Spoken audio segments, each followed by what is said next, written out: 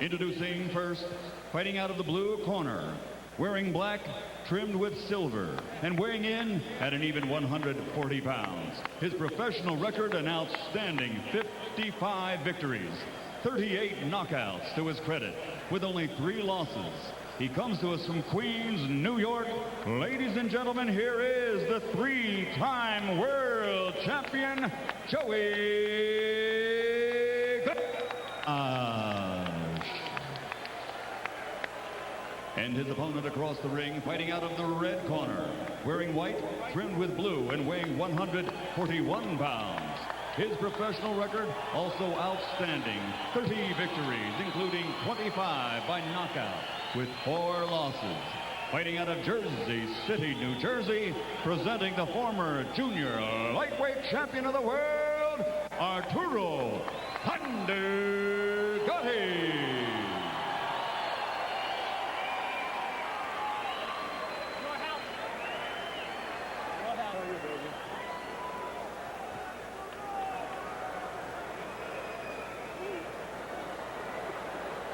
Okay, man, I want to repeat my instructions. I want you to give me a nice clean match. Protect yourself at all times. Obey my command at all times.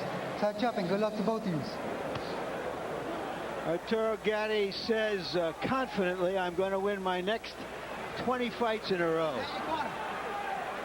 He's got an opponent who can make it difficult for him to win 1 in a row.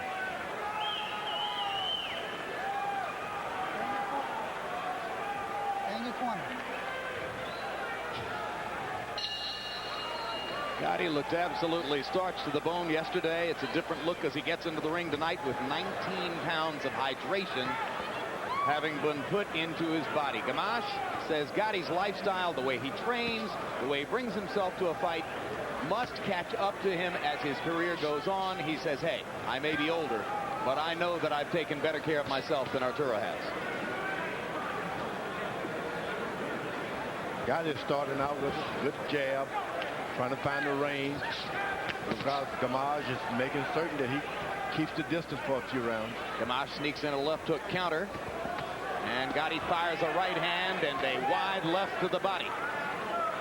The barometer on Gatti's commitment to going back to a boxing style will be how long is it before he dispenses with the jab? Because in his most exciting fights, Arturo has wasted very little time in getting into a toe-to-toe position, squaring his shoulders up and just trading shots with his opponents.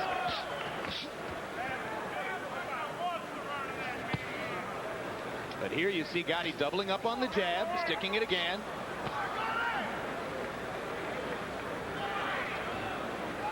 Gamache trying to pick his spots and flurry. When Gatti stops punching, there's a solid right-hand lead down the pipe by Gatti. Gamache, he's ahead on the experience. He's been around for a long time, so he's not going to be intimidated by the moment. If you're going to beat him, you're going to have to physically beat him up. I'll tell you how long, George.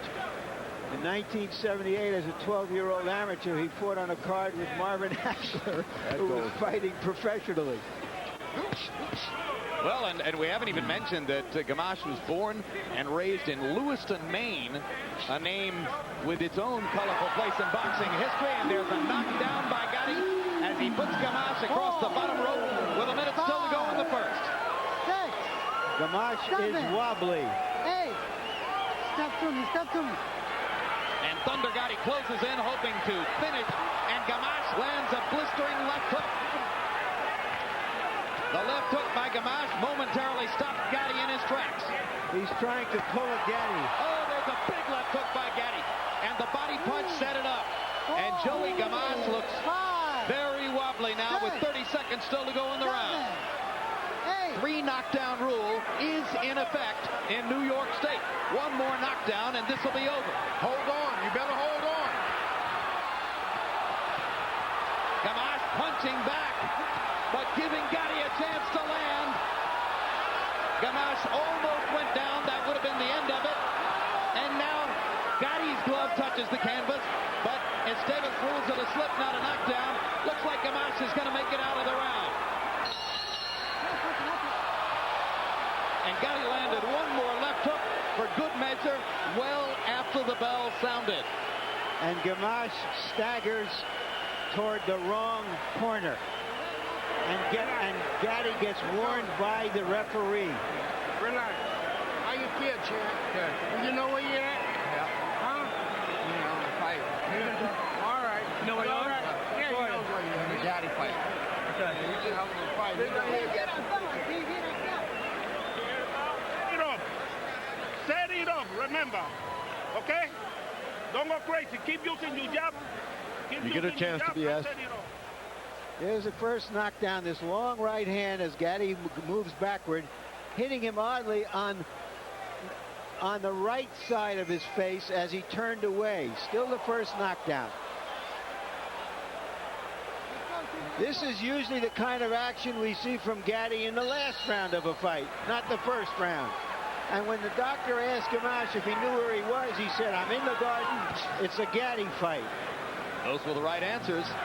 Good enough to keep Gamache in the fight for the second round. Round one was huge for Gatti. 36 out of 73, 26 out of 43 power shots, several damaging left hooks. This night is because of the reach. Gatti is able to land these right hands from a distance, even at for reaching. He's also looked so much bigger than he does. Yeah, I mean, he's got a 15-pound weight advantage. Every time he lands a shot, it's abundantly clear. And Benji Esteves isn't going to bother with a count here, as Gamache's eyes were closed before he hit the canvas. Round, we've got a chance to show you second round replays so you can see the conclusion of the fight.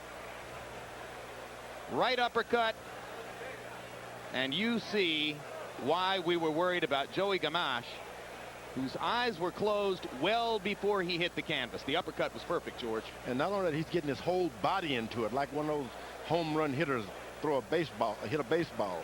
You don't want to be hit like that from wide range. You stand way out there, nothing blocked. Everything is right on target.